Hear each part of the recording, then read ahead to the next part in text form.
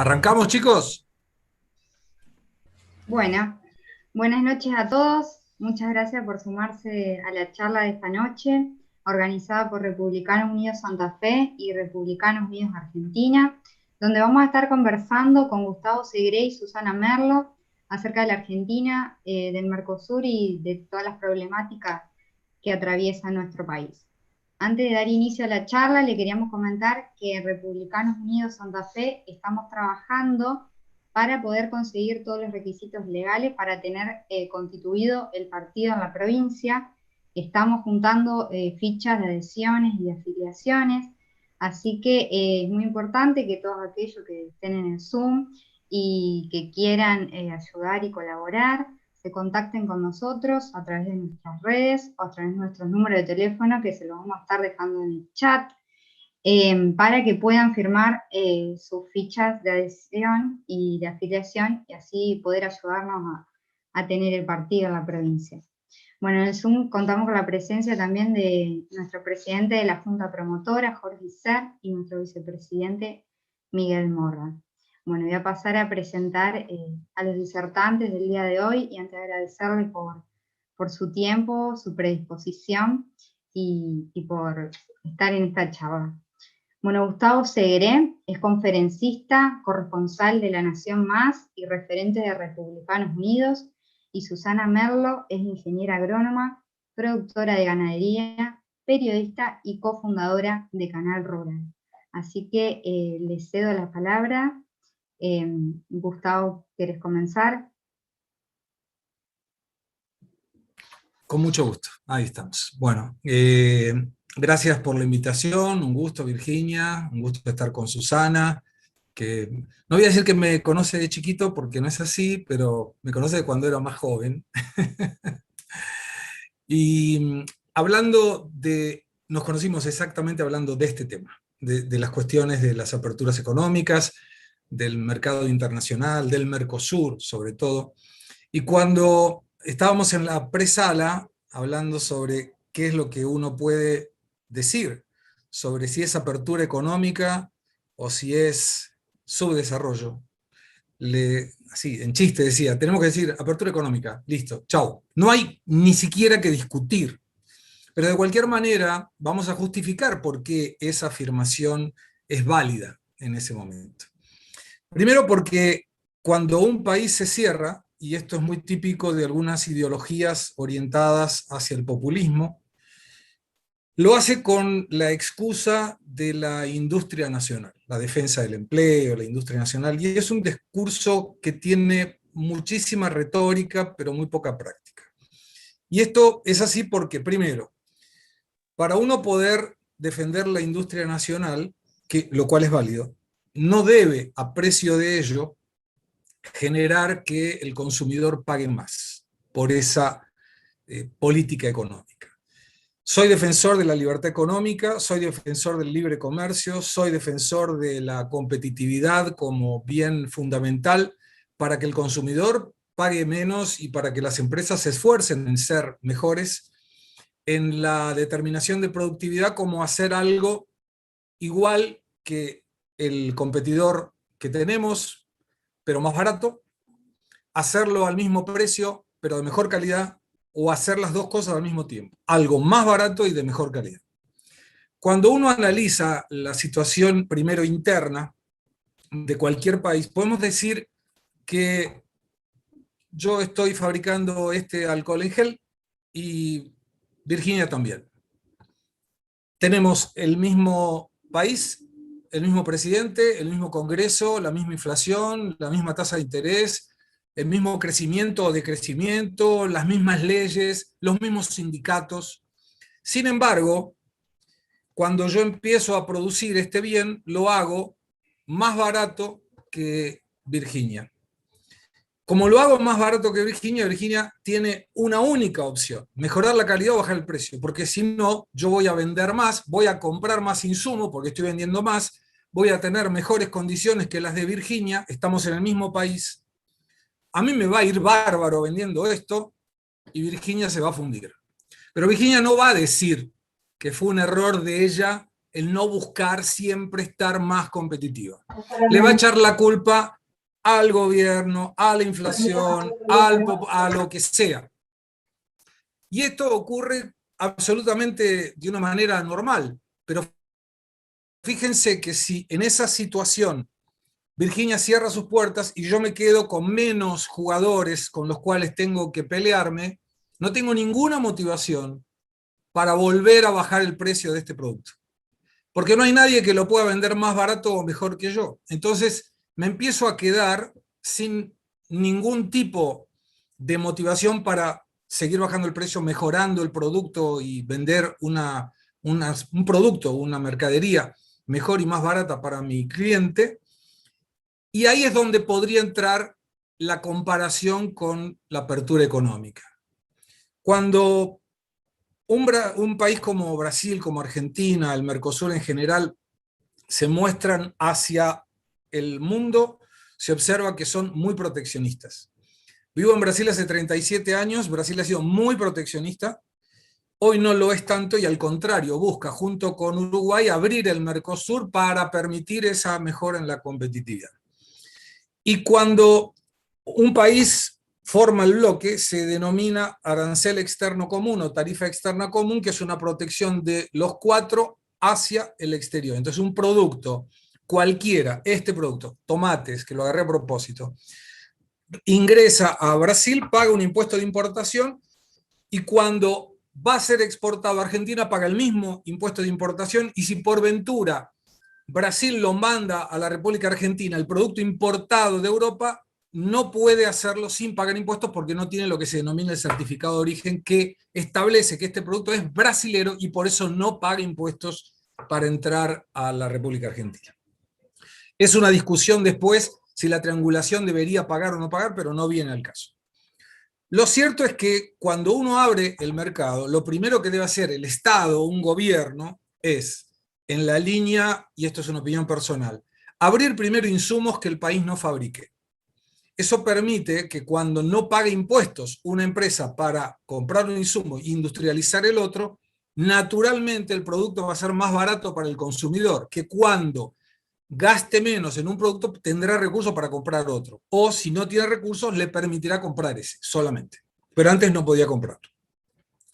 Y va avisando, le aviso que de la misma manera que se hacen los acuerdos internacionales, de acá a 5 años o a 2 años o a 10 años, ese valor que se cobra de impuesto de importación va a ir bajando hasta llegar a cero. ¿Y eso con qué objetivo? Que la empresa, en este caso Argentina, se prepare para una competencia más dura.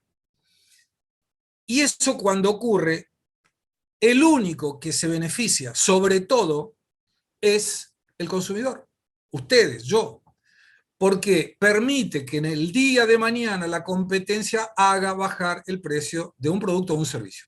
Y hago un paréntesis, voy a darles un ejemplo. Yo pagaba 120 reales hace 4 años atrás para ir de mi casa hasta el aeropuerto de Guarulhos, que sería como ir a Ezeiza, 120 reales. Se habilita el Uber. Eso lo tenía que hacer con un taxi. Y generalmente, como es otro municipio, me cobraban encima otra diferencia para volver porque era un municipio que no podía tomar ningún tipo de pasajero.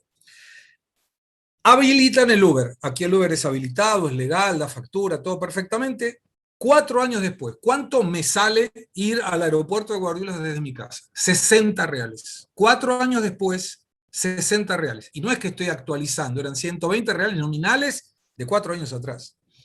Nadie va al aeropuerto porque es barato. Uno va al aeropuerto cuando tiene que viajar. Pero el hecho de yo gastar 60 reales menos cada vez que voy al aeropuerto, y voy mucho, me permite gastar esos 60 reales en otra cosa, invertir los 60 reales en algo o ahorrarlos. Y en cualquiera de los tres me beneficia, porque si yo lo gasto en otra cosa, estoy generando demanda para otro producto, otro servicio que tendrá que tener un empleado, que tendrá que tener máquinas, que pagará impuestos y demás, y la economía se expande. Si yo lo que hago es tener un servicio malo y caro, yo no permito que esa expansión económica, por el resabio que queda de un producto más bajo con una calidad más alta, se pueda reforzar. ¿Cuál es el problema? Y ahí regreso a la explicación. Que si el gobierno de turno no hace nada y el empresario juega pensando que eso no va a ocurrir, el riesgo es gigantesco. Y les voy a dar el ejemplo de lo que está ocurriendo en este momento entre la Unión Europea y el Mercosur. Acuerdo que lleva 20 años, ya es mayor de edad, podría ir preso, pero no tiene la partida de nacimiento, porque no se firmó todavía. Entonces, tomando este mismo ejemplo, este producto es italiano y se fabrica a $1, un dólar. Voy a dar el ejemplo, $1. Y este producto es brasilero, argentino, y está a $1.10. En principio, claro, si yo estoy en Argentina o en Brasil, pago $1.10 por este, y este pago $1 más los impuestos de importación, con lo cual este producto es más caro que este producto. Sin embargo, cuando uno analiza el producto, ve, a ver si lo están viendo, que a este tengo que agarrar aquel cortador de lata de la época de la abuela, y este no, este agarro el dedito, pongo el dedo y lo saco. Quiere decir que este producto tiene un valor agregado mayor que este. Este es europeo, $1, este es del Mercosur, $1.10. Lo que permite el acuerdo del Mercosur y la Unión Europea es que este producto que sale $1.10 entre a Europa sin pagar impuestos. Pero en Europa está este que sale 1 y que tiene una forma mucho mejor que sacarle el contenido. El problema es que dentro de 10 años o 5 o 15, dependiendo del producto, este producto de $1 va a poder entrar al mercado de este, que vale $1.10, sin pagar impuestos. ¿Y quién va a volver a comprar esto? Nadie. Esto demuestra que la apertura económica tiene el lado bueno, permite desarrollar la economía a través de una reducción de costos buscando la mejor competitividad. Si yo tengo este producto que es mejor que este y los tengo en el mismo precio, todos nosotros vamos a comprar este producto.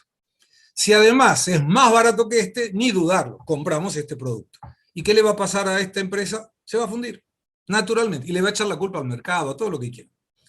Por eso es importante siempre buscar la mejora de la competitividad a partir de la apertura económica, porque eso habilita un montón de cosas. Insumos más baratos, con el riesgo, en el caso de Argentina, que por tener una ley antigua laboral, con unos costos y unas cargas sociales altísimas, con una carga tributaria altísima. Entonces, la verdad que no es fácil para el empresario argentino competir con un empresario europeo, donde yo para producir esta lata tengo que pagar 50% de interés al año y para producir esta pago un por ciento de interés al año, no obstante en euros.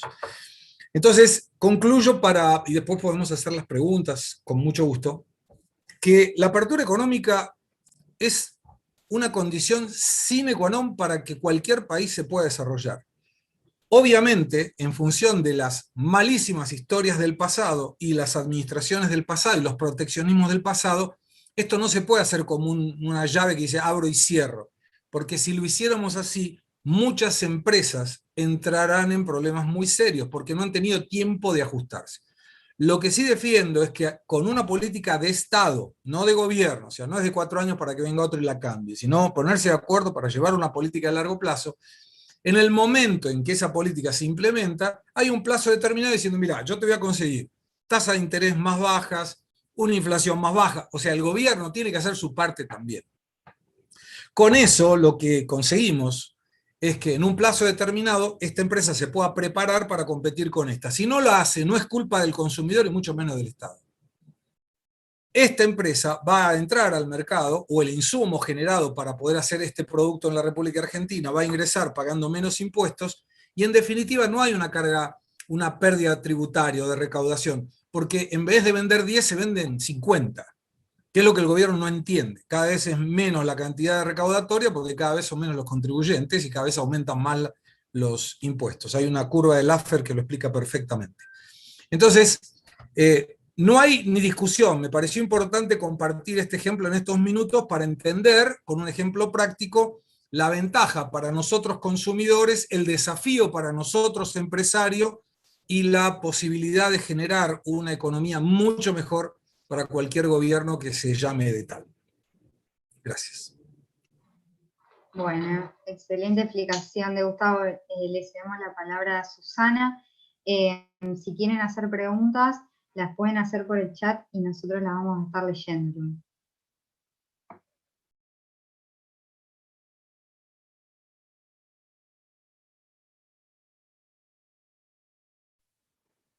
Jesús tiene el micrófono Perdón, muteado.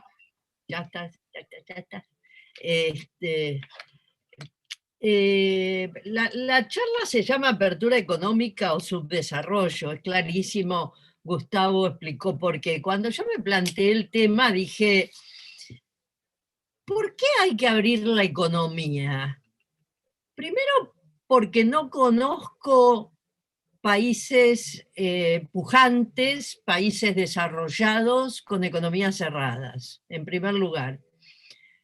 Y segundo, porque es imposible vivir con lo nuestro, y pongo comillas en vivir con lo nuestro. No hay un solo país en el mundo que pueda vivir solo con lo que hace. Siempre necesita comprar algo afuera. A riesgo de parecer muy simplista y como un abecedario y como un cuentito para los chicos, como estoy muy cansada de discutir estos temas, prefiero hacerlo así, como un cuentito para los chicos, para que todos entendamos de qué estamos hablando. Si yo tengo que comprar algo afuera, ¿con qué lo voy a comprar? Solo lo puedo comprar si yo vendo algo, porque es el mismo caso de cada uno de nosotros. Es decir, ¿con qué vivimos? Con lo que generamos por nuestro trabajo. Y con eso gastamos lo que no podemos generar o lo que no tenemos ganas de generar. Antes cosíamos la ropa en casa, ahora la compramos hecha. ¿Con qué lo pagamos? Con lo que ganamos. Un país es exactamente igual a una casa. O sea, compra lo que necesita afuera, genera para poder tener los recursos para poder comprar. Entonces, desde ese punto de vista, siempre la frase vivir con lo nuestro me pareció absolutamente absurda. Hablando detrás de Gustavo, tengo que decir que eso tan elemental y tan simple no fue en muchísimos casos lo que nuestros gobiernos y tampoco lo que nuestros empresarios pretendieron, ni hicieron, ni las políticas que siguieron. Es decir, una buena parte de nuestro empresariado, que para afuera se rasga las vestiduras con la economía cerrada, con el proteccionismo y demás, ha sobrevivido muchos años, muchas décadas, justamente con la economía cerrada y proteccionista, en la cual no tenía que competir. El ministro de Agricultura de Israel, una vez, estando de visita en el país, yo le pregunté cómo hace Israel, que es una economía muy abierta, con sus productores y cómo hace para sobrevivir. Y dice, no, se enojan conmigo todo el tiempo y me sacan notas horribles en los diarios, pero yo siempre le digo lo mismo. ¿Cómo pueden hacer ustedes para vender en el exterior nuestros productos si no son capaces de competir dentro de Israel con los productos que importamos? Y eso es el kit de la cuestión, y creo que a donde apuntaba Gustavo. ¿Qué hace la apertura económica? ¿Qué hace un país abierto? Hace que forzosamente haya que ser competitivos para poder imponer el producto por sobre el que viene de afuera. Seguramente si nosotros no tuviéramos todavía parte de la protección que tenemos, comeríamos fideos italianos de trigo duro espectaculares a un precio, tal vez al mismo precio que comemos fideos locales de trigo blando que se hacen un pegote cuando uno les pone 7 minutos de cocción. Y las señoras que están escuchando saben de lo que les hablo. Sin embargo, estamos obligados a pagar fideos pegote caros, a no poder comer fideos italianos porque salen carísimos por los aranceles. ¿Y quién se perjudica? Todos, porque nosotros comemos mal y caro, pudiendo comer bien y barato. ¿Cuál es el quid de la cuestión en esto? Que las reglas de juego sean parejas. Es decir, si yo acá tengo una presión impositiva 5, 7, 10, 20 veces superior a la que tengo en el país competidor, obviamente mi producto va a ser más caro.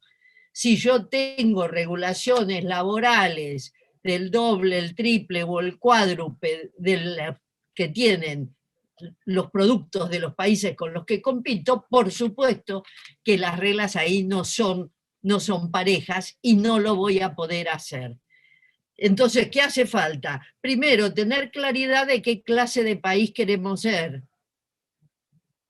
¿Cuáles son nuestros rubros más competitivos para poder, de entrada, tener ventajas con las cuales acumular recursos para ayudar al despegue de otros sectores que son menos competitivos? Y después abrir la economía paulatinamente para que esa competencia vaya decantando y vaya quedando las reglas de juego claras. ¿Qué pasa hoy? Bueno, pues hoy a nuestros sectores más competitivos le pongo más impuestos para que el fisco recaude más, para que pueda pagar la ineficiencia del Estado, y a los sectores más ineficientes o menos competitivos los ayudo y le pago regalías o le pago diferenciales cambiarios. Entonces yo, cuando tengo un precio del petróleo muy bajo, tengo que pagar un precio por encima del internacional, que se llama barril criollo, por ejemplo. Y cuando sube el precio internacional, acá adentro hay que pagar ese precio porque el petróleo tiene libertad de mercado. Pero resulta que el sector agroindustrial no. Entonces, no solo no tiene regalías ni precio adicional en el cambio de divisas, sino que debe afrontar retenciones. Y las retenciones, que es una quita adicional en el tipo de cambio, resulta que la ha tenido la Argentina durante décadas, con la sola excepción del 90, cuando desde el 91 al 99 se eliminaron las retenciones al sector agroindustrial.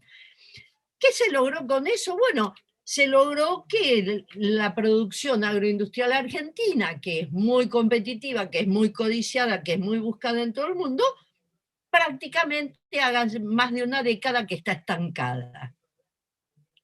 Ahora, ¿qué pasó en los 90? En los 90 no solo pasó que se blanqueó, entre comillas, el tipo de cambio y el tipo de ayuda adicional que se le daba a los distintos sectores, y se eliminaron los castigos en simultáneo a sectores como el agroindustrial, sino que se abrió el Mercosur. ¿Y cuál es la importancia del Mercosur? ¿Y por qué buena parte de nuestra industria más tradicional estaba en contra? Justamente por lo que dijo Gustavo antes, porque tenían que competir. Entonces agitaban la bandera del NAFTA, o sea, de Estados Unidos, contra el Mercosur. Y la pregunta obligada era: señores, pero si ustedes no se animan a competir con Brasil y no quieren abrir la economía dentro de la región, ¿cómo nos van a correr con la vaina de Estados Unidos? Si no pueden competir con Brasil, menos van a poder competir con Estados Unidos. Lo que pasa es que lo de Brasil estaba sobre su cabeza y lo de Estados Unidos era amenazar con una bandera que obviamente no se iba a dar en ese momento. De todos modos, para estas asociaciones, estas integraciones, lo dijo un embajador de Brasil, Marcos Castrioto de Zambulla, cuando le preguntó a los empresarios argentinos por qué creían que Estados Unidos había elegido a México y a Canadá para ser sus socios. Si con México tenía bastante pocos puntos de contacto y Canadá no era su principal amigo. Por supuesto que no hubo respuesta. Les estoy hablando de hace 30 años atrás, cuando empezaban las negociaciones del Mercosur. Y Marcos Castrioto de Zambulla, después de hacer un silencio bien histriónico, bien teatrero, los miró y les dijo, ¿saben por qué? Porque son sus vecinos. Estados Unidos eligió a sus vecinos para que sean sus socios, porque todo país está obligado a hacer la geopolítica que su geografía le impone. Con lo cual, si nosotros no somos socios de Brasil, no vamos a eliminar que Brasil sea nuestro vecino, un vecino 5 veces más grande que la Argentina, tanto territorial como en PBI como en población, 5 veces Argentina y Brasil, y además es nuestro principal cliente, señores. Estuve revisando hoy números, porque es cierto que China ha crecido muchísimo en sus compras a la Argentina. China ha crecido muchísimo en sus compras a todo el mundo, sus compras de alimentos, son 1.500 millones de chinos. Comen, están empezando a comer porque se han vuelto capitalistas, entonces lo primero que hacen, mejoran la ingesta y comen. Ahora resulta que el año pasado, a China, con todo el escándalo que hacemos de la importancia de China y demás, Argentina le vendió un poco menos de 6.000 millones de dólares, pero a Brasil le vendió casi 8.000. O sea, Brasil sigue siendo, a pesar del avance de China, sigue siendo el principal cliente que tiene la Argentina y lo tiene al lado. Y si no le vendemos más, es porque no producimos más. China ha tenido que ir a comprar trigo a terceros, cuartos mercados, porque su vecino al lado, que es el que más le convendría, no ha tenido muchas veces el volumen para venderle. Hemos hecho intercambios y empezamos a hacer intercambios hasta de carne, vacuna, a partir del momento en que Brasil ha empezado a mejorar muchísimo su ganadería de vacuna. ¿Qué les quiero decir con esto? El objetivo inicial de la integración de la región era sumarse para exportar a terceros mercados. Y creo que sería lo más inteligente que podría volver a ser la región si los 4 países originarios de esa asociación volvieran a retomar políticamente el tema para negociar. Gustavo mencionó la Unión Europea, el acuerdo con la Unión Europea. Como todos, la Unión Europea quiere vender más que comprar.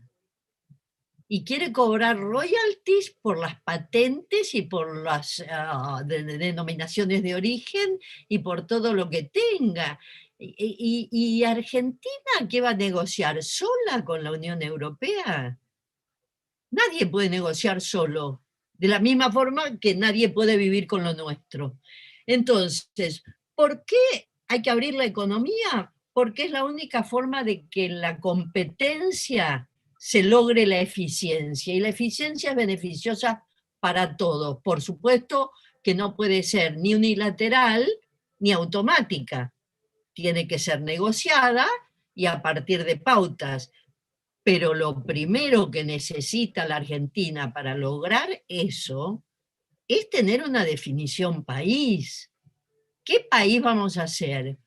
Un país que es competitivo en exportación de alimentos internacionalmente, pero que los castiga para adentro.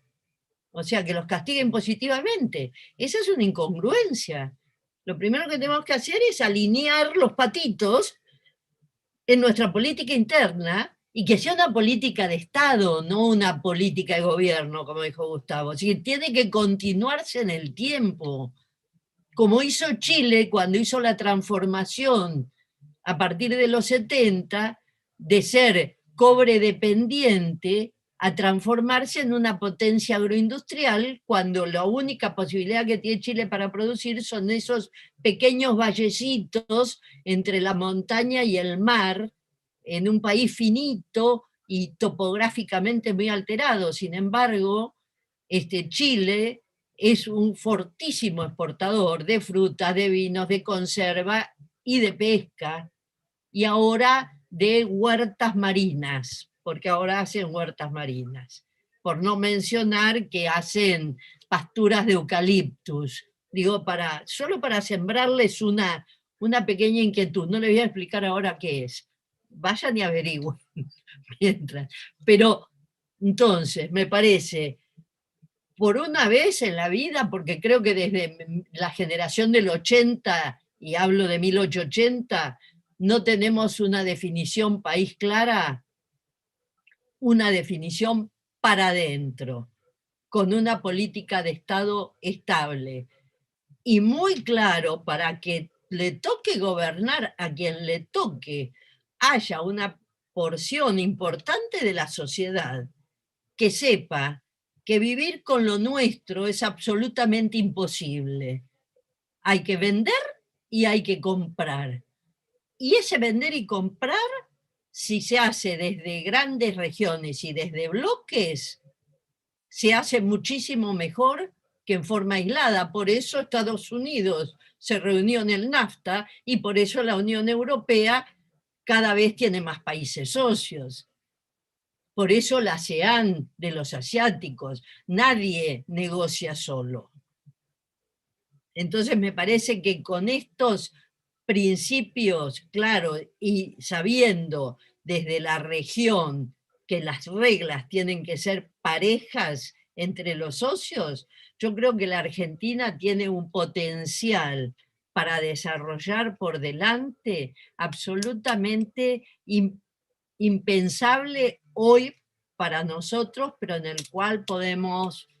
Yo me animaría a decir que en el que todavía sigue siendo nuestro sector más competitivo, que es el agroindustrial, me animaría a decir que en un lapso de un par de décadas podemos duplicar perfectamente los niveles de producción. Y eso incluye todo. Y no me importa que digan que vienen los veganos, que cambian las culturas y todo lo demás, porque ¿saben qué? Igual que el caviar ruso, que el salmón noruego y algunas otras specialities, siempre va a haber los nichos de altísimo poder adquisitivo para comprar y demandar los muy buenos productos. Y la Argentina está en perfectas condiciones para hacerlo, agroecológicamente y además ambientalmente también. Pero eso puede ser motivo para otra charla. Yo quedaría acá, si te parece, a los coordinadores para ir a preguntas, si las hay. Bueno, excelentes las disertaciones que acabamos de escuchar. Les recuerdo antes de comenzar con las preguntas, como les dije al principio, que estamos en Republicanos Unidos Santa Fe, juntando las fichas de adhesiones y afiliaciones para poder tener constituido el partido en la provincia. Así que le pedimos a todos los que sean de acá, que se contacten a través de las redes Republicanos Unidos Santa Fe, en Instagram o Facebook o Twitter, o al 3425-370-112 para contactarse con nosotros y que les acerquemos las fichas para que las puedan firmar y podamos tener el partido en la provincia. Bueno, vamos con una pregunta para Segre. ¿Cómo ves la posición de la calle Pou y de Bolsonaro sobre el Mercosur y los dichos que hubo recientemente, y la posición de nuestro presidente Alberto Fernández? El lastre, ¿no? El problema del lastre. Antes que eso quería hacer una mención, porque estoy viendo aquí en la pantalla, Milciade José Zuluaga es un ejemplo de productividad. Están trabajando y están escuchándonos. Es fenomenal, eso es productividad. Escucho por un lado y trabajo por el otro lado. Bueno, la situación del presidente Lacalle Pou, Bolsonaro, del otro lado Fernández, y ahí yendo para un lado y para el otro Paraguay, tiene que ver con una cuestión que empieza a delinearse con las elecciones uruguayas. El Mercosur es un grupo de 4 países, que uno tiene 212 millones de habitantes y el otro tiene 3,5 millones, Uruguay. Sin embargo, ante la votación de los 4 vale tanto un voto como el otro. Y cuando hicieron allá por 1995 el pase a una unión aduanera, donde lo que les mencionaba se aplica, un producto ingresa a cualquier país y va a pagar el mismo impuesto, importe en Brasil, importe en Argentina, en Uruguay o en Paraguay, resolvieron que a partir de ahí era donde decían, bueno, ahora nos casamos. Ya no somos más novios, nos casamos. Entonces, donde va uno, van todos, van los cuatro. Y cuando gana la calle Pou, se identifica con una libertad económica que Argentina no tiene, no puede, no quiere, o no sabe, o todo, y empiezan a decir, che, hay que abrir esto. ¿Por qué? Porque si yo traigo insumos más baratos, lo que les explicaba al principio, voy a conseguir que las empresas brasileñas y uruguayas, y argentinas y paraguayas también, consigan de alguna manera poder producir más barato, y eso les va a permitir una mejora de competitividad, no solamente dentro del mercado local, sino con el exterior.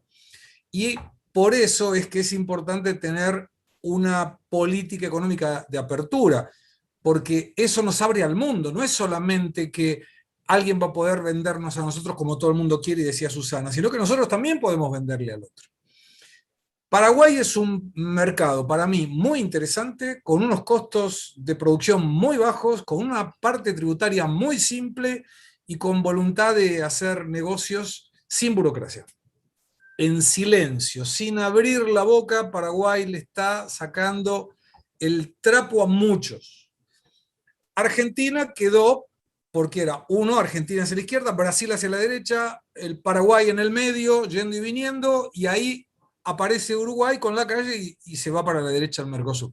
Entonces, claro, ahí había dos votos de la derecha, uno del centro, que está más a la derecha por su facilidad de negocios y por su simplicidad de tributos, y Argentina quedaba al costado, siempre al costado. Había amenazado con que se iba equivocadamente de las negociaciones con nuevos acuerdos fuera el Mercosur y la Unión Europea, sin entender que eso no era un atributo del subsecretario. Pero lo hizo igual, porque tenemos en la Cancillería, con todo respeto, una persona que milita, no que sabe de diplomacia. Y cuando eso ocurre, ahí Brasil y Uruguay le dicen a Argentina, tenemos que abrir. Y Argentina dice, no, yo no voy a abrir. Les observo, y Susana esto lo sabe, y hay mucha gente aquí que veo que tiene conocimiento del tema. No se reúnen los cuatro presidentes y dicen, bueno, a ver, ¿de qué hablamos? No, ya está todo cocinado, o sea, toda la agenda está hecha, se reunieron los equipos técnicos, o sea, se concluye con la reunión. Y ahí es donde aparece este tema del lastre, que la verdad tiene razón, porque cuando uno pone punto muerto, vos lo empujás, pero si pones marcha atrás, empujarlo es más difícil que el auto se mueva. Y lo que buscaba Brasil y Uruguay era, abramos el Mercosur, no puede ser que en 30 años hicimos 4 acuerdos efectivos, 4, nada más que 4, porque la Unión Europea no está cerrado y Europa del Este tampoco. Entonces, dice, bueno, ¿y con quién vamos a negociar? Bueno, podemos negociar con Egipto, podemos negociar con Israel, podemos negociar con África Austral, que los invito a que me digan 3 países de África Austral sin repetir y sin soplar, y nadie se acuerda. Y el otro es con el Líbano, que todavía no está, India, y el Líbano, que no está terminado. O sea, explíquenme en la lógica cuánto va a mudar nuestro comercio exterior por todos los beneficios que podemos tener al venderle productos a esos países. Nada. Entonces había que decir, bueno, vamos a darle un gas a esta cuestión del Mercosur, y lo que piden, y concluyo, Uruguay, acompañado por Brasil, es, ok, ya que si Susana no quiere, yo no puedo con Lorena venderle a Virginia, entonces hagamos lo siguiente, quedemos en libertad de acción, que si Lorena y yo queremos venderle a Virginia, le avisamos a Susana y decimos, Susana, Argentina, nosotros vamos a ir a venderle a Virginia. ¿Querés venir con nosotros? No, no quiero. Ok, pero nosotros podemos ir. Quiero, vamos todos juntos. Pero el no de uno, que es Argentina en este momento, por todos los problemas de la macro local, impide que los otros países puedan negociar. Y eso es lo que con lógica Brasil y Uruguay no quieren. Yo tampoco querría. Bárbaro. Para Susana, ¿cuáles son las trabas burocráticas que se le podrían sacar al campo y también cuánto es lo que se lleva al Estado de lo que produce el campo? No entendí, el audio es muy malo. ¿Cuáles son las trabas burocráticas que se le podrían sacar al campo? Impositivamente, ¿cuánto es lo que se lleva al Estado de todo lo que produce el campo? A ver, Yo no hablaría del campo, yo creo que es la economía argentina como conjunto, porque no es que solo el campo, tal vez el sector agroindustrial tiene un extra, un plus, que son las retenciones, pero cualquier sector productivo argentino tiene una carga impositiva que lo saca de competencia. No es un problema de campo, yo creo que es un problema de pensamiento estratégico. No se soluciona solo sacándole las retenciones al campo. Se saca cambiando el tipo de Estado, se saca volviendo la eficiencia pública. ¿Por qué si yo en una empresa privada puedo tener un sistema HACCP que me está indicando dónde están mis puntos flojos y dónde tengo que ajustar para ser realmente eficiente? ¿Por qué yo no puedo aplicar un HACCP a la función pública? ¿Por qué no puedo saber cuánto tarda un trámite? ¿Por qué yo estuve obligada durante décadas a hacer colas interminables en la banca pública y ahora hace un año que no tenemos bancos y seguimos funcionando y obviamente está la tecnología para hacerlo y es una parte de un sindicalismo anacrónico el que no me lo permite? Y eso no es solo un problema para el campo, es un problema para el trabajador, es un problema para el que tiene un kiosco, es un problema para el que tiene una fábrica autoparte, es un problema para todo el mundo. Entonces yo diría que acá vuelvo a lo mismo. Los pasos son una política estratégica país muy clara y un cambio conceptual, estructural muy claro, que incluye a los partidos políticos tradicionales, que son los que por acción u omisión han permitido que todo esto se fuera incrementando y haciendo una masa que es casi imposible de desarmar. Veía en el chat recién que alguien bastante malhumorado decía, intente vender fideos argentinos en Italia. Es que es imposible, ningún italiano va a comprar un fideo argentino ni para cocinárselo para la comida de los perros de la casa. Porque el trigo con el que están hechos no es el trigo de fideos, están hechos con otro trigo, de la misma forma que la papa que comemos en la Argentina es papa forrajera, es una papa que en Europa se usa para alimentar a los cerdos. Tenemos que saberlo. ¿Y por qué estamos condenados a sufrir eso en un país donde se supone que sufre la comida? Bueno, pues bien, porque tengo intervenciones, porque tengo retenciones, porque no sé cuándo me cierran los registros, porque no puedo ser competitivo en lo mío. Ahora, si yo pudiera hacer un trigo y los productores quisieran clasificarlo, cosa que tampoco quieren hacer, porque entonces el que tiene mal trigo cobra como trigo mediano. Entonces no quiere que se lo clasifiquen, porque esa es la otra, ¿verdad? Bueno, entonces si yo pudiera clasificar los trigos, y no digo tener 16 trigos distintos como Canadá, pero tener por lo menos 4 o 5 categorías, muy bien, podría tener trigo duro que me pagarían por tener trigo duro, y con ese trigo duro yo podría hacer fideos para que los argentinos coman mucho mejor, y tal vez con esos fideos muy buenos y de la mano de un Mercosur consolidado de vuelta, yo podría ingresar en distintos países con esas pastas que competirían muy bien con la pasta italiana. Pero mientras todo lo anterior no pase, no vamos a llegar a eso. Pero no podemos empezar por el furgón de cola, tenemos que empezar por la locomotora, y la locomotora, como digo siempre, es el pensamiento estratégico, porque si no es como querer hacer una casa sin un plano. No puedo hacer una casa sin un plano porque empiezo a apilar ladrillos anárquicamente y nunca voy a poder levantar siquiera una pared. Y es lo que nos está pasando en la Argentina, que recurrentemente la pared se nos cae. ¿Por qué? Porque no tiene plan y los cimientos no son buenos. Tenemos que cambiar desde la base. Dije. ¿Me permitís agregar un dato? Tiene que ver con, supongan que ustedes son inversores de cualquier país y tienen que determinar a dónde invierten su dinero. Y lo van a hacer en el mercado agropecuario. Entonces voy a producir soja, voy a comprar un campo y voy a producir soja. Y averiguo, dice, bueno, por tonelada, el precio de la soja es internacional, no es que Brasil lo vende más caro, Argentina lo vende más caro, es internacional. ¿Cuánto le queda a un productor brasilero por tonelada de soja? En la mano. Vende, ¿cuánto le queda? $407. ¿Cuánto le queda al mismo productor en Argentina por una tonelada de soja? Dólares verdes. 176. Listo. No hay más nada para comentar.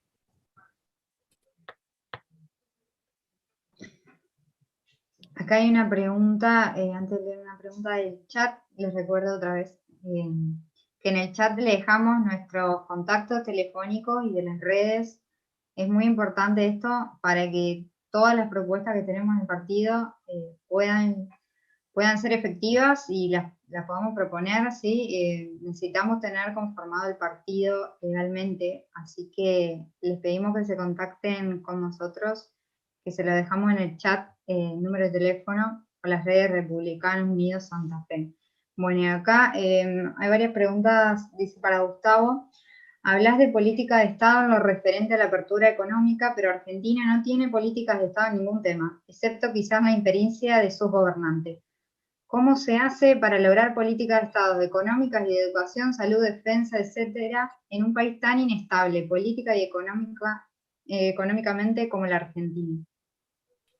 Uno de los problemas de la problemática económica es la política. No, hay una estrecha relación en lo que pasa uno y otro.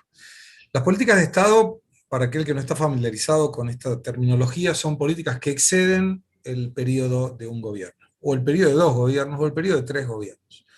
El enorme problema que hay en Argentina es que cuando cambia el gobierno, el otro, que era oposición acérrima en función de esa grieta política, opina que todo lo que hizo el otro está mal y hay que hacer todo de nuevo. Entonces cada 4 años es como que nos reinventamos equivocadamente y eso nos lleva a ir para adelante, ir para atrás, vamos para el costado. O sea, no hay una línea definida y no hay un norte definido, no hay un plan de vuelo definido, no hay un proyecto definido como lo que mencionaba recién Susana.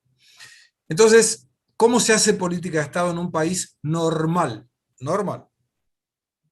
Se juntan todas las fuerzas políticas, todas, absolutamente todas, que tengan representatividad o que puedan venir a tener representatividad, como Republicanos Unidos, por supuesto. Dice, bueno, ¿qué es lo que vos pensás de salud, de seguridad, de educación, de economía, tema de inflación, déficit fiscal, superávit fiscal? Entonces se determinan políticas donde el objetivo es el mismo para todos. Queremos llegar a este lugar. Pobreza. Queremos llegar a bajar la pobreza. No queremos que los pobres no reclamen. Son dos cosas diferentes. Entonces, cuando nos ponemos de acuerdo en que todos queremos disminuir para erradicar la pobreza, bajar la inflación, y qué sé yo, aparecen como políticas de Estado esos proyectos y cada una de las agrupaciones ideológicamente puede decir, para aquellos que están en Buenos Aires, yo voy por la avenida 9 de Julio, yo voy por Libertador, yo voy por Callao. Pero todos vamos para ese lado, todos vamos para el mismo lado. Entonces hay un cambio simplemente en el cómo llego hasta allá, pero todos pensamos que es correcto llegar allá. Lo que cambia es por dónde. Y para eso es que se deberían juntar todas las fuerzas políticas y armar estas políticas de Estado. Sin eso, siempre vamos a estar con políticas de gobierno. Y les voy a dar un ejemplo de las diferencias. La política de Estado en Brasil permitió que hoy Brasil sea 5 veces más grande que Argentina. En el año 1980, en la década del 80, que yo vine para acá, el Producto Bruto Interno de ambos era igual. Y antes del 80, el Producto Bruto Interno de Argentina era mayor que el de Brasil. ¿Qué pasó? ¿Por qué ellos pudieron y nosotros no?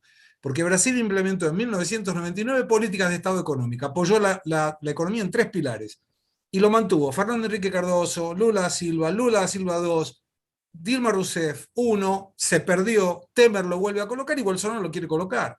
Centro, derecha, izquierda, marcha atrás, todos fueron para el mismo lado. No importaba cómo, cada uno elegía el camino, pero todos iban por el mismo lado. Eso es política de Estado. Y para eso aprovecho y menciono, ¿qué hacer con los sindicatos?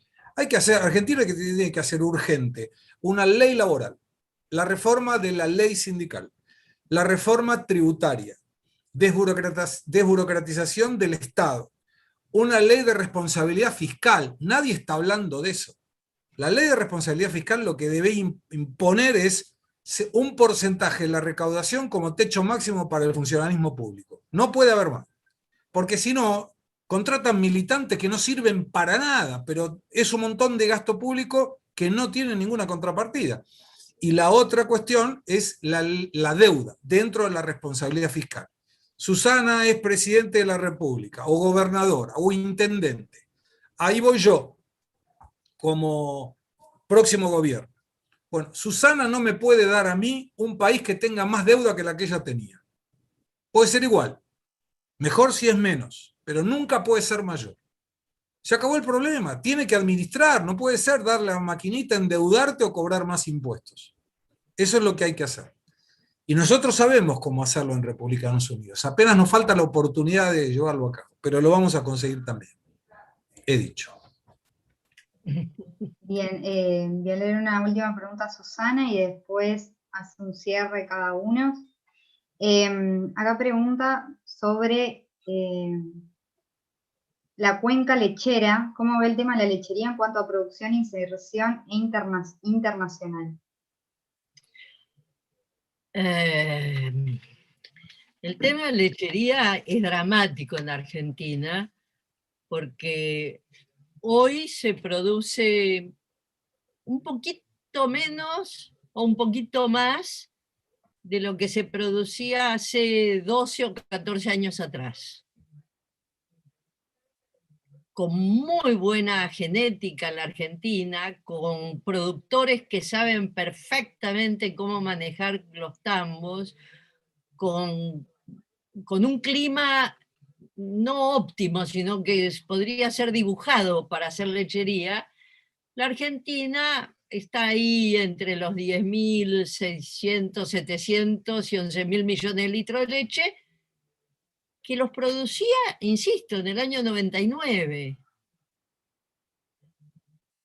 cuando la realidad indica que podríamos estar en 15.000, 17.000 y 18.000 millones de litros tranquilamente. No hablo de los 30.000 millones que ahora produce Brasil, porque Brasil ya está en 30.000 millones de litros de leche, y en este lapso que mencionó Gustavo, Brasil se transformó en uno de los 3 principales exportadores de alimentos del mundo, y nosotros estamos en el lugar, no sé, 48, 50, ¿no?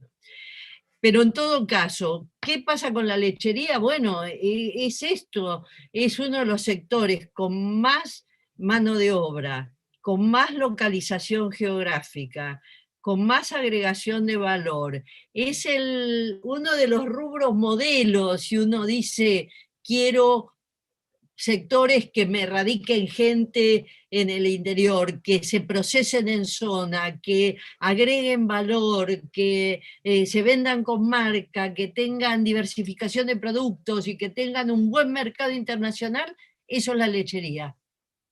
En Argentina está estancada y se han reducido a 1/4 la cantidad de tambos que hay en el país en las últimas 3 décadas. ¿Por qué? Por lo mismo que decíamos, no hay continuidad en las políticas, no hay estabilidad, no hay definición. ¿Qué queremos ser? ¿Importadores de leche o exportadores de leche? ¿Qué queremos? ¿Traer leche en polvo de la Unión Europea? ¿De Nestlé de Suiza? Nestlé estaba en la Argentina y se fue. Danone estaba en la Argentina y se está yendo. Sancor se fundió gracias al sindicalismo extremo que tiene radicalizado, además. Que como muchas cooperativas que tienen gerentes ricos con cooperativas quebradas, también tenemos sindicalismo opulento, con obreros sin trabajo y con empresas en quiebra. Y con una Serenísima que tiene buena parte del mercado de fluida, que está, según los últimos balances, al borde de la quiebra también. Entonces, tenemos todo para ser grandes, pero no hay decisión de ser grandes. Y no hay acompañamiento de la sociedad para ayudar a que eso se defina. Si podemos hacer lechería, yo creo que debemos hacer lechería. Y crecer en materia láctea, con productos más diversificados todavía, y hacer la cantidad de quesos que tienen en Europa, por ejemplo, con marca, con denominación de origen, con etiquetados, con orgánicos, sin ser orgánicos, todo podemos hacer. Tenemos que definir qué queremos hacer y qué necesitamos para poder hacerlo. Y una de las cosas que necesitamos para poder hacerlo es no solo que los empresarios sean eficientes, sino fundamentalmente que el Estado sea eficiente. El cáncer que tiene la Argentina es su Estado ineficiente. Y como efecto Orloff, parece que nos enamoramos de nuestro secuestrador y nos enamoramos del Estado elefantiásico, fofo e ineficiente, y nos encanta mantenerlo. A mí no, pero pareciera que a la mayoría sí. Bueno, ya estamos en hora, vamos a hacer un breve cierre de cada uno, Gustavo y Susana, y luego va a cerrar Miguel Morra. Bueno, gracias nuevamente por la invitación, para mí es un gusto, espero poder estar ahí en breve. Santa Fe es un lugar que siempre me recibe muy bien. Antes de la pandemia iba con mucha frecuencia a dar cursos. Quedamos en un evento que íbamos a hacer en mayo del año pasado con Miguel Morra, precisamente, y no nos fue posible. Pero nunca es tarde y lo vamos a hacer. Bueno, la idea es que con estas charlas podamos divulgar de alguna forma cómo pensamos aquellos que estamos involucrados en el proyecto Republicanos Unidos, que tiene como pilares que los afiliados eligen a quienes seremos los precandidatos y candidatos para ir a una PASO, para ir a una elección legislativa. Y esto es fundamental porque, a diferencia de otros proyectos políticos, donde se juntan 3 o 4 y determinan quién y en qué orden van a entrar en una lista de candidatos, la lealtad de esas personas que están en una lista sábana siempre será hacia quien los puso y nunca hacia el afiliado. Al determinar nosotros esta línea de acción, donde los afiliados determinan quiénes serán sus representantes y en el orden que serán de acuerdo a lo que consigan electoralmente hablando, la lealtad de ese candidato será en función y hacia sus afiliados, porque ellos lo colocaron ahí. Y cuando alguien como hoy, político, en una lista, en el número 10, se rasga las vestiduras diciendo, a mí me votó el pueblo. No, no te votó el pueblo. Metieron una lista sábana, entraste y nadie sabe ni qué querés, ni qué haces, ni qué pensás, ni nada. Lo que queremos con esto es dar el ejemplo, porque la persona que pueda votar, a quien quiera votar, lo hará porque su proyecto equivale con lo que esta persona afiliada piensa y por eso quiere a ese precandidato que lo represente. Una de las curiosidades más importantes que tiene la política argentina es que si los diputados representan al pueblo, que alguien me explique por qué las encuestas dicen que el 68% de la población no quería la ley del aborto y la mayoría de los diputados votaron a favor del aborto. Y ahí es donde se explica exactamente que la lealtad no es hacia los electores, es hacia los 3 o 4 que resuelven hoy la política del país. Y eso es lo que queremos hacer, cortar con esa vieja política, proponer una forma diferente de hacer política. Nos va a costar muchísimo porque no venimos de ese sector, pero estamos dispuestos a arriesgarnos. Y de la misma manera que mucha gente ve a sus hijos queriendo irse, mi mamá ve a su hijo queriendo volver. Y eso es lo que ansío profundamente, volver a mi país para devolverle parte de lo que pude haber aprendido, porque estudié en colegio público, porque hice universidad pública y porque cada vez que voy a un acto en el consulado y aparece esa banderita o el himno, a mí me emociona. Y eso no hay con qué darle. Es Argentina, es nuestro país. y ante la posibilidad de ver cómo se destruye o tratar de hacer algo humildemente para que el país pueda volver a ser, bueno, yo voy a intentarlo. Y si no se puede, nadie me podrá decir, ni mis hijos, ni mi esposa, ni mi familia, que al menos no lo intenté. Y concluyo con una frase que fue la primera frase que leí cuando vine a Brasil y estaba en la mesa de mi padre en el Banco de la Nación Argentina, aquí en San Pablo, que decía: es preferible pecar por ineficiente que por ineficaz. Es preferible pecar por eficiente que por ineficaz, por ejecutivo que por ineficaz. Es en la balanza entre los aciertos y los errores que se mide el verdadero valor de una persona, y no en la falta de errores de quien nunca tuvo aciertos. Esto lo dijo Ferdinand Foch. Y es exactamente lo que pienso. No importa si me equivoco. Todos nosotros hoy caminamos porque nos levantamos una vez más de las que nos caímos. Y eso es lo que tenemos que hacer como argentinos. Los ausentes nunca tendrán razón. Podemos hacer catarsis, pero nunca vamos a resolver el problema. Por eso, para empujar un auto que está en el barro, hay que meter los piecitos en la lama y empujar. Y eso es lo que queremos hacer en Republicanos Unidos. Y nunca se olviden que si empujamos entre todos, aún estamos a tiempo. Muchas gracias.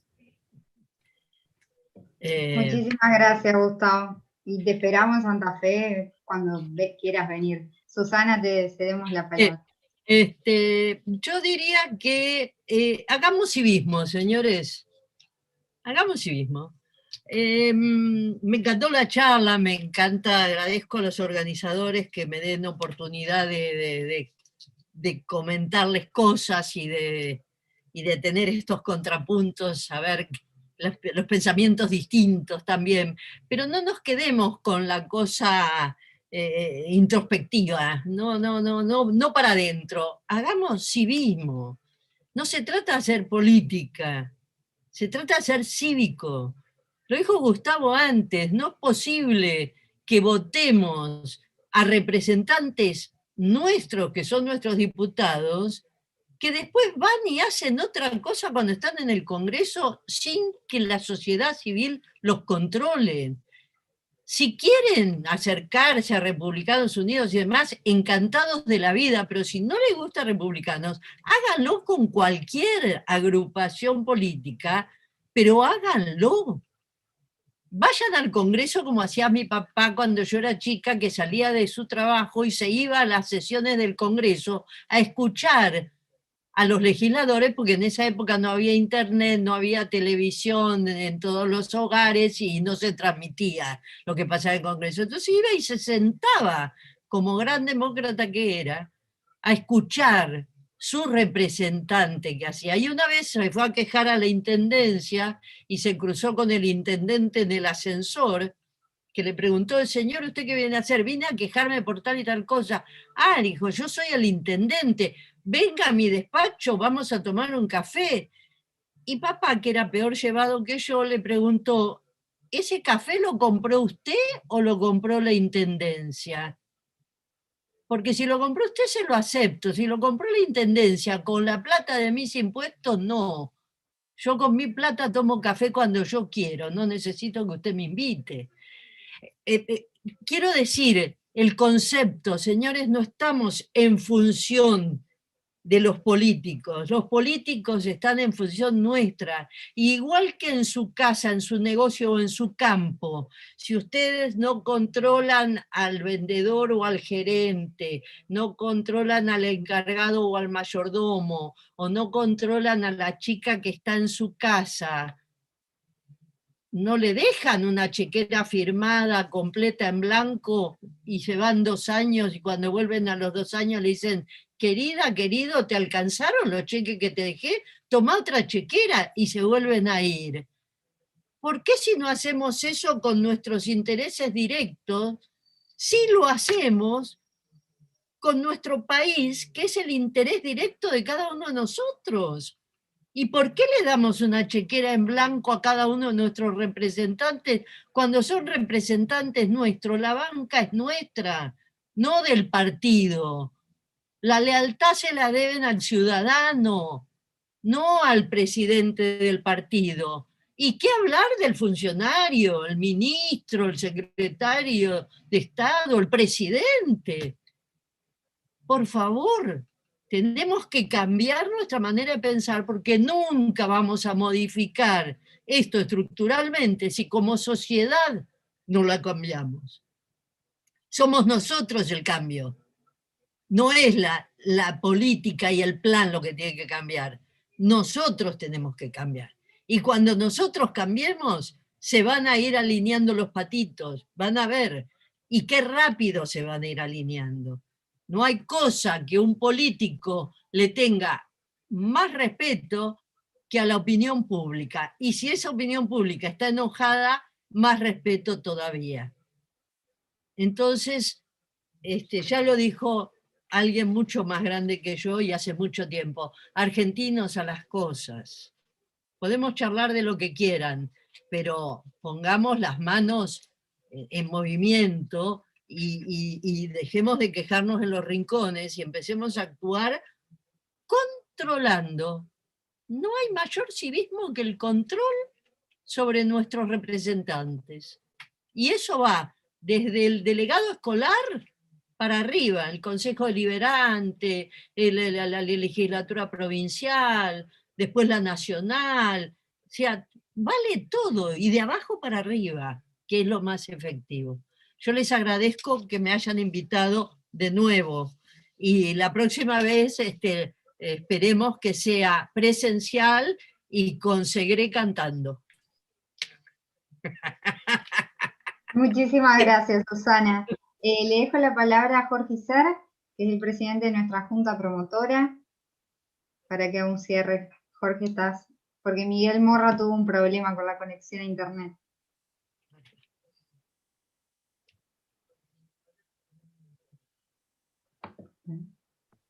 Y yo también estoy.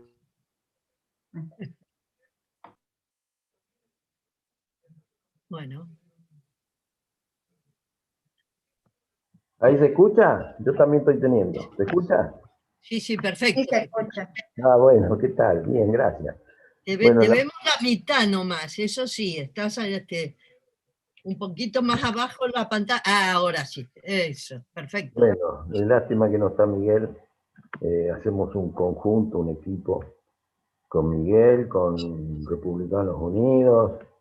Me voy a atrever a decir con el país. Quiero dar una cuota de optimismo. Y me parece que nosotros vamos a intentar y vamos a poder. Vamos a alcanzar cuotas de poder mayores para impulsar, para arrastrar todas estas reformas que también están describiendo, que son sumamente necesarias y que la vamos a hacer. Y en el camino de responsabilizarnos, de meternos en la reforma, yo diría que el elemento más importante son las exportaciones, porque el bienestar de los ciudadanos es en la medida en que tengamos mayor exportación y nosotros tenemos a valor real menores exportaciones. Este año nos ayudaron los precios internacionales, pero el volumen es menor. Y bueno, estamos en una encrucijada en donde tenemos que saber elegir, eligiendo, yo diría soberbiamente a nuestros candidatos, vamos a encontrar el camino, porque nosotros tenemos propuestas, tenemos acciones, tenemos claridad. Gustavo o Susana, la dama y Gustavo, lo demuestran y históricamente cuando hemos propuesto no hemos podido, ¿no? Tenemos que plantearnos por qué no podemos. Y así están los resultados y así está Argentina. Así que nos ha llegado la hora de tener que poder y de responsabilizarnos para alcanzar el poder.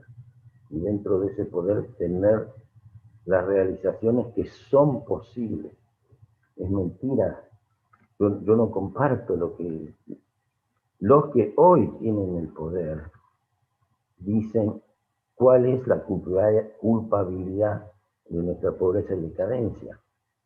Yo tengo un diagnóstico de certeza, soy médico. Bueno, creo que la causal es el populismo. Y el populismo nos ha llevado a esta degradación. nosotros tenemos que superarlo. Y nosotros vamos a tener que poder ser los abanderados de esta transformación. Así que, hice una pregunta allí y voy a aprovechar para decir mi opinión. Yo veo que Argentina se está debatiendo, no logra insertarse internacionalmente, y se está debatiendo en querer mejorar un Mercosur. A mi juicio es dificultoso, hay que flexibilizarlo, y veo que Gustavo decía, tiene mayoría de edad el acuerdo o la negociación con Europa, y resulta que no nació porque todavía no se firmó. Bueno, el Mercosur tiene más que mayoría de edad, tiene 30 años, se firmó y no tiene resultados. Yo veo para el otro lado Chile, que tiene tratado de libre comercio con 5.000 millones de personas y ha crecido, a mi juicio, exitosamente. Y nosotros no nos animamos. Estamos ahí encerrados en que creemos que el bienestar está en mejorar un poquitito así el mercado interno, y el bienestar está en insertarnos del mundo y animarnos precisamente al motivo de esta charla. Animarnos a ser competitivos y a decir, alguna vez voy a ser mayor de edad, y alguna vez voy a estar en la cancha y voy a meter goles, y voy a tener que competir y voy a tener que ganar, que es lo que no hacemos. Así que la invitación mía y la convocatoria así ferviente es de que nos ocupemos en poder en alcanzar alguna cuota progresiva del poder y comprometer nuestra política. Los relatores me parece que son excelentes ejemplos, y eso lo tenemos que saber transmitir al resto. Hablaba con un amigo hoy, un amigo de trascendencia, de importancia, me decía, sí, no, pero lo que pasa es que nos vamos a dividir, y ustedes, y le dije, media hora para conversarlo, mira, les digo, lo que nosotros estamos aportando es mejoría, no estamos aportando división. Nosotros queremos ser más que el 50%, pero queremos también impregnar y tener las banderas de esa posición que no sean temidas. Y si vamos a seguir en esta inefectividad que lleva 30 años, lleva 20 años, bueno, entonces no sé para qué queremos alcanzar el poder. Queremos precisamente alcanzar el poder para la transformación. Bueno, muchas gracias. Espero que Miguel está con todos nosotros. Y muchas gracias a los oradores y a los participantes. Y seamos millones. Gracias. Bueno, muchas gracias a todos, especialmente a Susana y a Gustavo, un gusto haberlos escuchado, y a todos los que participaron del Zoom, y quedan todos invitados a contactarnos por las redes o por el número de teléfono 3425-370-112 o las redes Republicano Unido Santa Fe, para ayudarnos a tener conformado el partido y juntar todas las fichas que necesitamos, y por supuesto invitados todos a participar. Así que muchas gracias a todos, buenas noches.